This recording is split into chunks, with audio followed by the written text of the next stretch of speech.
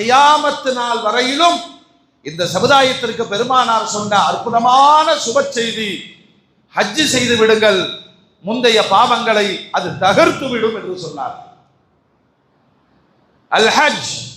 யஹ்திமு மா கான கப்லா, வாழ்க்கையிலே உங்களுக்கு வசதி வரும் என்று சொன்னால் அல்லது அல்லாஹ் நாடிவிட்டால் நீங்கள் ஹஜ் செய்து விடுங்கள், அது முந்தைய பாவங்கள் அனைத்தையும் அழித்து விடும், தகர்த்து விடும் என்று நபிகள் நாயகம் ஸல்லல்லாஹு அலைஹி வஸல்லம் சொன்னார். மூமின்களே, வல்ல ரப்புல் ஆலமீன் இந்த ஈமானிய சமூகத்திற்கு ஐம்பெரும் கடமைகளை தந்து கலிமா, தொழுகை, நோன்பு, ஜகாத், ஹஜ்,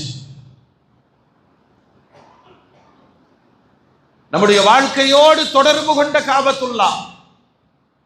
ஒவ்வொரு நேரமும் சின்ன குழந்தையாக இருக்கிற பொழுது நம் மனதில் பதிக்கப்பட்ட செய்தி,